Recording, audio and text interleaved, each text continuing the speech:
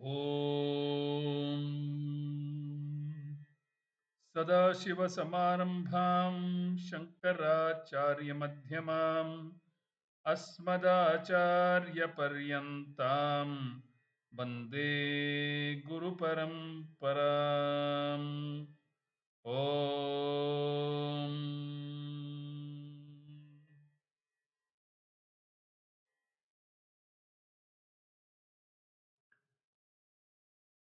Namaste, all of you. Welcome back to our continuing study of Shrimad Bhagawad Geetha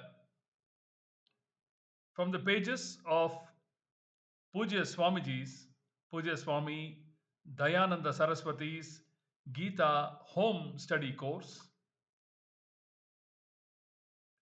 In these sessions, we are together exploring chapter 17 of Shrimad Bhagawad Geetha, titled Shraddha Traya Vibhaga Yogaha. Shraddha Traya Vibhaga Yogaha. A chapter that examines the three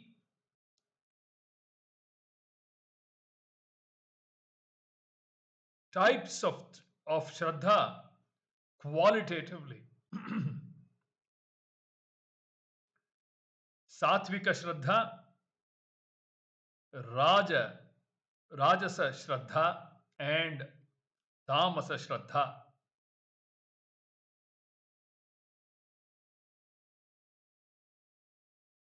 Having said so, the chapter also examines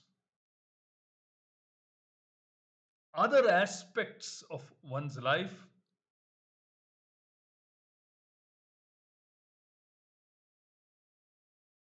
from the standpoint of the three gunas, Sattva, Rajas, and Tamas.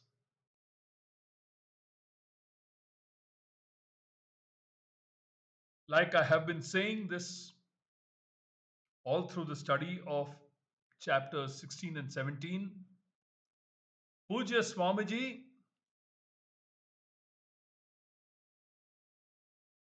strongly recommends and advises that a serious spiritual seeker and a student of Shrimad Bhagawad Geetha must expose himself or herself first to studying these two chapters thoroughly before entering the actual study of Shrimad Bhagawad Geetha. We have also seen why Poojya Swamiji strongly recommends that we do so. This is because both chapters 16 and 17 focus primarily on Dharma Shastra. Dharma Shastra.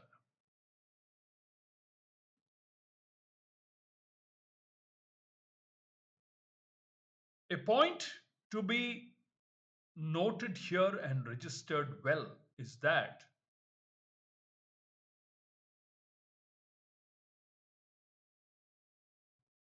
Hinduism, or more specifically our Vedas, are the only body of knowledge that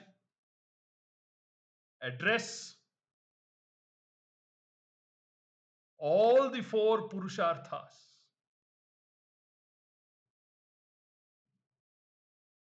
Artha, Kama, Dharma, and Moksha.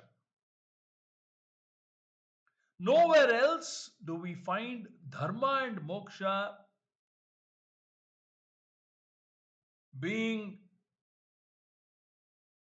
taught as purusharthas, the goals of a human being.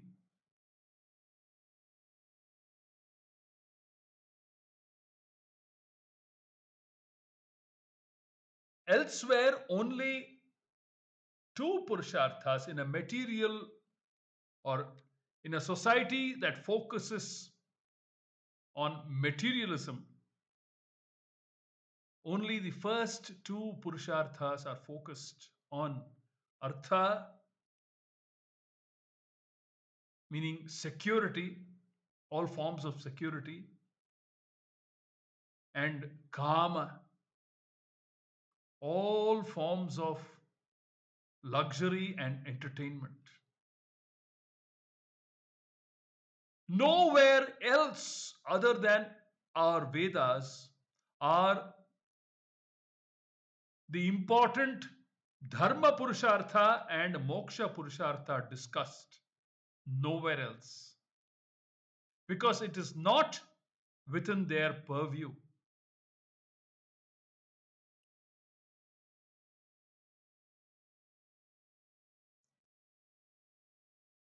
Although among the four purusharthas, dharma, artha, and kama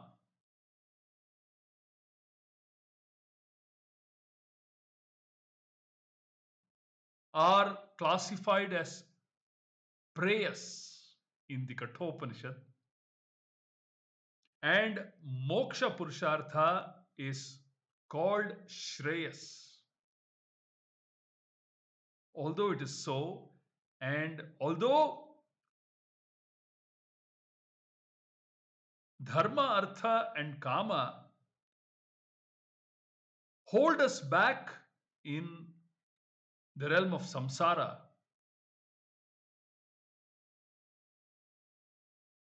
without being a dharmika, it is impossible to enter the portals of jnanam, resulting in moksha. Impossible. You have to necessarily be a dharmika purusha,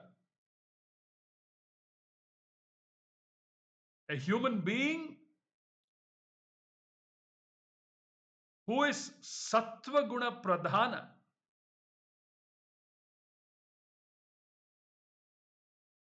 who is sattvika predominantly,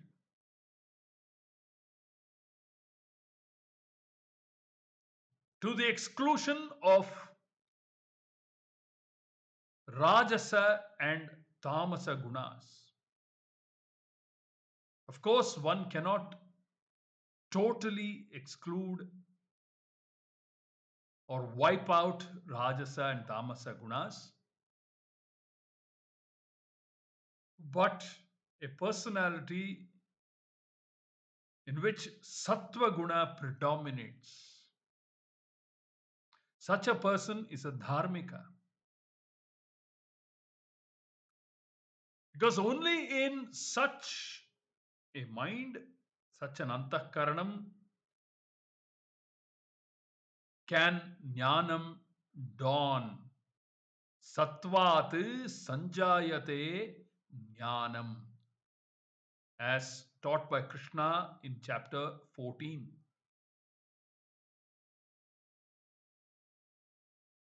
Poojya Swamiji insists that we study chapter 16 and 17 to sensitize our minds, our antakaranams, to dharma and adharma.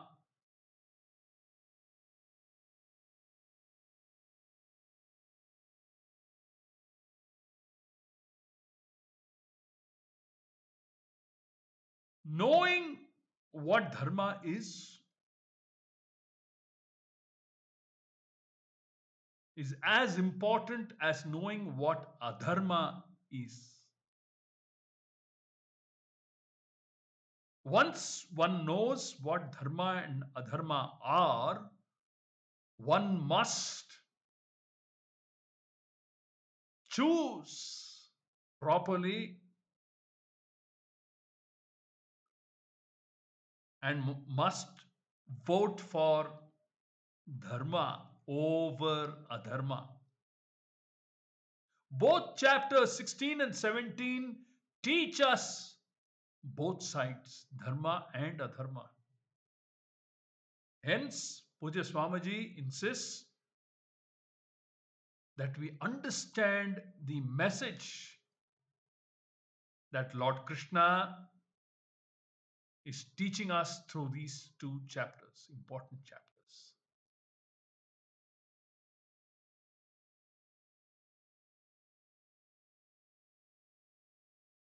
This chapter 17, began with a question from Arjuna based on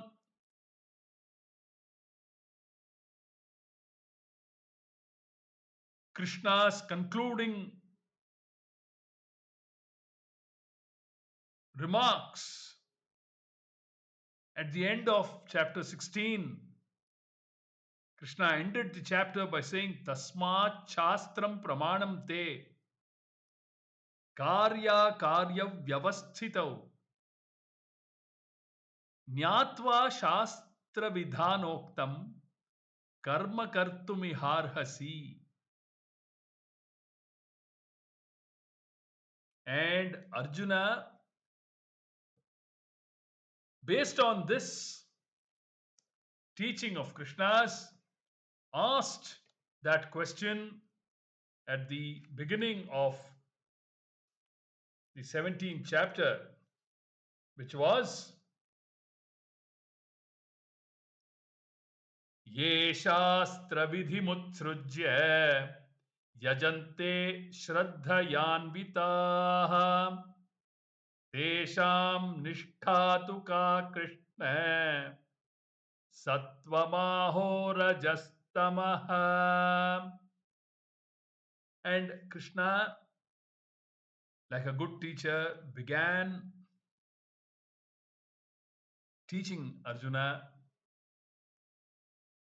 We completed Shloka 6 in the last capsule. Let us now pick up the thread with the 7th shloka of this chapter. I will read the shloka and we will move forward.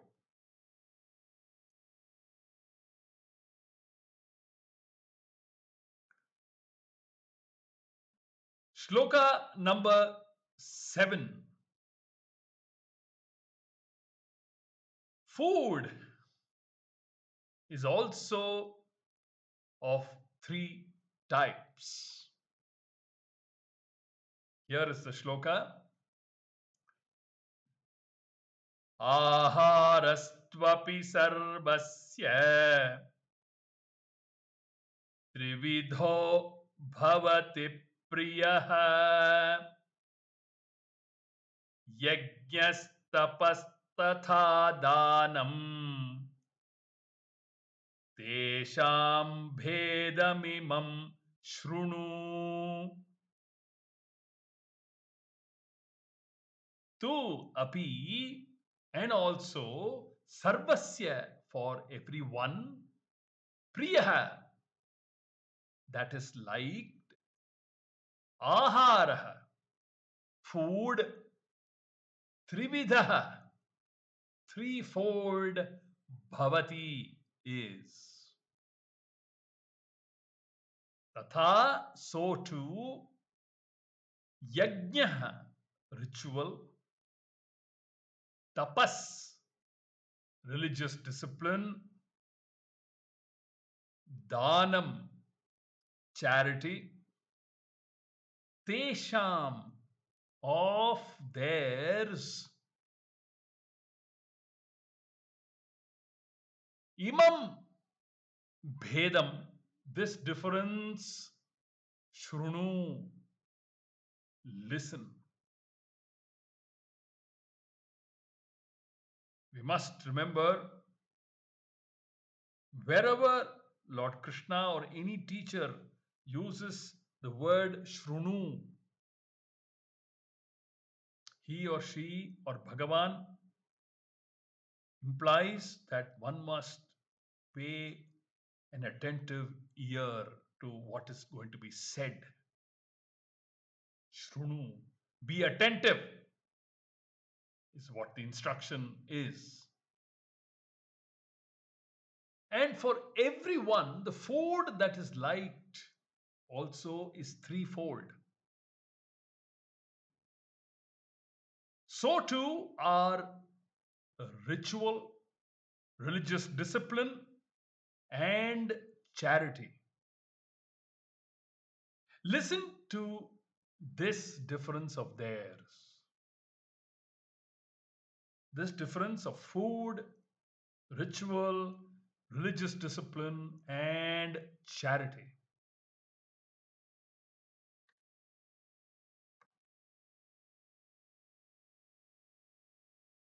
The word tu in this shloka is used to distinguish this topic from the previous topic of Shraddha. Like Shraddha, other things are also threefold. Like Shraddha, other things are also threefold. A few of them are mentioned here. Ahara means what is taken in, eaten. Ahriyate iti aharaha. It can even refer to the sense objects because they are all taken by the senses. Lovely explanation. It can also refer to the sense objects because they are all taken by the senses. But here, ahara means food, what you eat and drink. For everyone, sarvasya, food is threefold. Aharaha trividaha. Aharaha trividaha. How? Is it in terms of nutritional value? Should everyone take threefold food like protein, carbohydrate, and fat in certain proportions? Or should we take a little bit of satvika food, a little bit of rajasika food, and some tamasika food? It is not threefold in these senses, but in terms of guna. In terms of guna. And it is also according to what is liked, priya, by people. Listen to this difference among them. Tesham bhedaha. Imam shrunu. Saying so, Bhagavan enumerates them. Let us pick up the thread of these lovely shlokas, instructional shlokas, in the upcoming capsules and take our study forward.